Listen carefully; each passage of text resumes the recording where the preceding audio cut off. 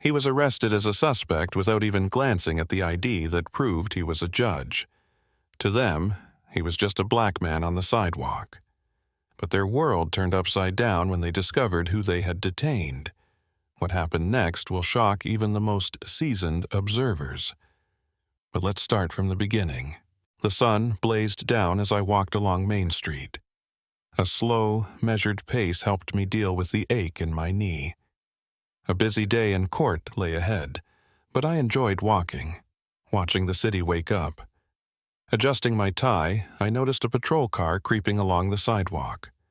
Inside were two officers, an older one with a puffed-out chest and a younger one who looked nervous.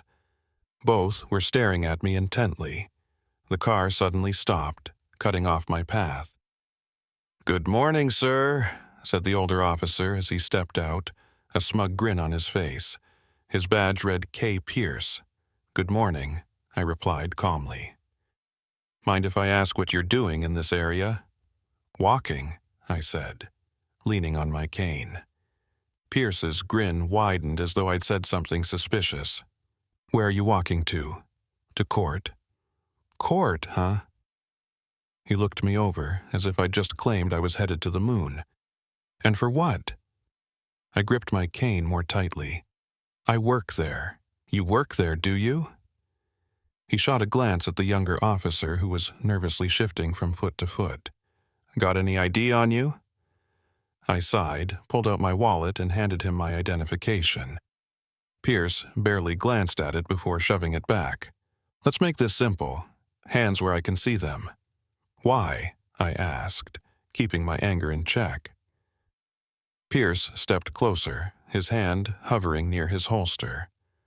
"I don't like your tone. What's the problem? Are you resisting?" "I just want to understand what's happening," I said, trying to keep my voice calm. "If you're not going to detain me, I'd like to be on my way." That was a mistake. Pierce grabbed my arm and yanked it hard, spinning me around so quickly my cane clattered to the ground. "Enough. You're under arrest." "For what?" "Suspicious behavior, resisting an officer. Take your pick," he snapped, clicking the cuffs into place. I stayed silent, holding back the sharp retort that threatened to escape. The younger officer, Reynolds, looked like he wanted to say something, but a glance from Pierce shut him up. "This is an abuse of power," I said calmly. Pierce snorted. "Tell it to the judge." The irony was so glaring it almost made me laugh. Instead, I let them lead me to the car. The weight of the handcuffs bit into my wrists. This wasn't my first time being arrested, just the first time they'd arrested the wrong person. The police station buzzed like a beehive. I stepped inside in handcuffs, barely registering the curious stares from officers and civilians. Pierce shoved me forward like a trophy, his face glowing with smug satisfaction. "What have you got here?" asked the officer behind the desk, Jenna. She raised an eyebrow, glancing at me with confusion. "Suspicious individual," Pierce announced, tossing my wallet onto the desk. "No ID. Got aggressive." Jenna shook her head and opened the wallet. Her eyes widened as she examined its contents. Slowly, she looked up at Pierce. "Are you serious?" she asked, pulling out an ID card. "What?" Pierce frowned. I saw him try to... "This is Federal Judge Charles Langston," Jenna interrupted, holding up the badge. For a moment, the station fell silent. I watched as Pierce's face turned blotchy. "A judge?" He glanced at me, as if seeing me for the first time. "Yes, a judge," Jenna snapped. "He's presiding over the Simmons case today." Reynolds, standing slightly off to the side, turned pale, looking as though he might be sick. This is a mistake," Pierce stammered, grabbing my wallet. "I didn't know. You didn't even check his ID." Jenna's glare could have melted steel. "Enough!" The voice boomed from deeper in the station. The police chief, Morales, emerged from his office, his gaze sweeping over the group. "Pierce, my office, now." When the door to the chief's office slammed shut, Jenna turned back to me. "Judge Langston, I sincerely apologize for this," she said. "It's fine," I replied, my voice steady. "For now."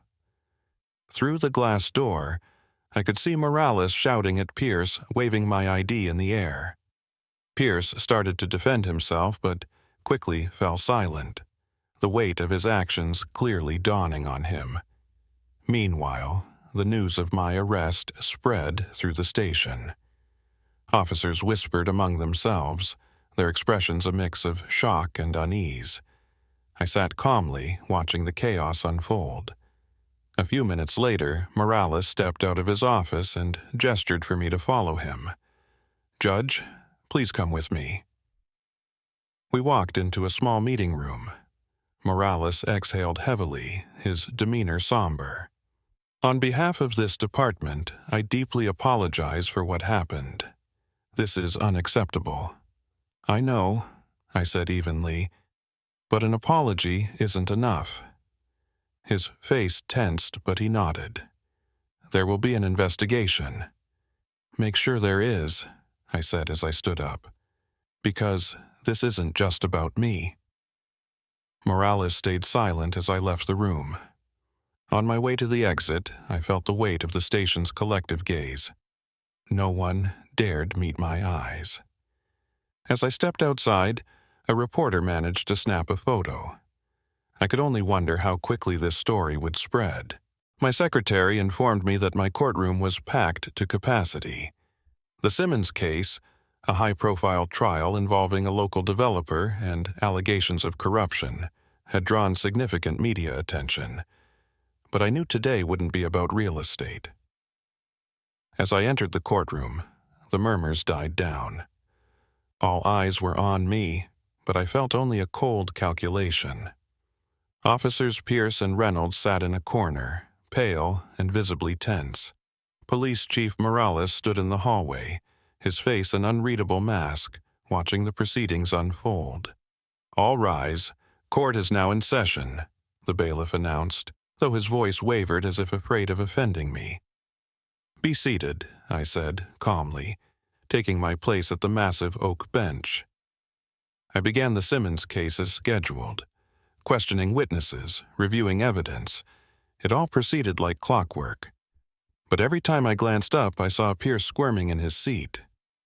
Finally, the moment came when I could no longer ignore it. "Before we continue," I said, cutting off the attorney mid-question, "there is an incident from this morning that needs to be addressed."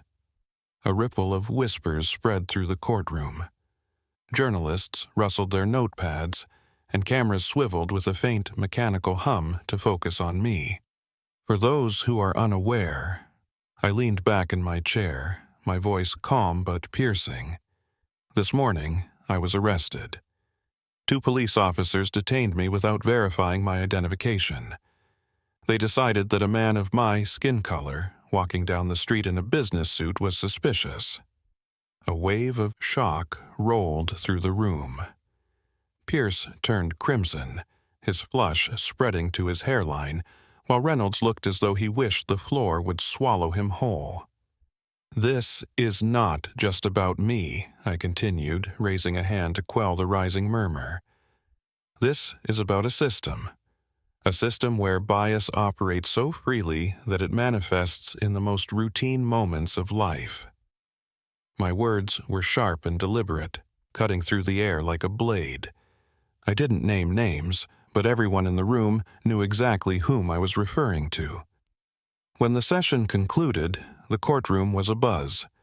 As I approached the exit, I caught sight of a group of journalists, already poised to turn this story into a headline for the evening news. In the corridor, Morales was waiting for me. "Judge Langston," he began. "Don't," I cut him off. "We both know this isn't the first time something like this has happened." He averted his gaze, then nodded. "It won't happen again," he muttered. I held his eyes, searching for a trace of sincerity. "Make sure it doesn't," I said, my voice firm. "Because if it does, I'll make sure the whole city knows." I turned and walked out into the throng of reporters, already sensing that this day would be talked about for a long time to come. The morning began with news headlines. Judge Langston becomes victim of police bus.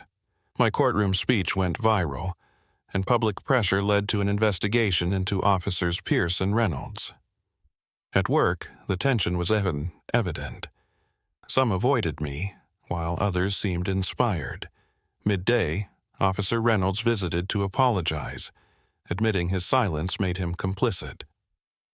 I told him to let his actions speak louder than his words.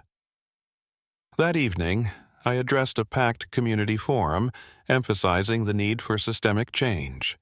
This isn't just about the police, it's about all of us. The next day, Pierce resigned, and the department announced reforms, including anti-bias training. It wasn't a victory, but a first step toward rebuilding a broken system.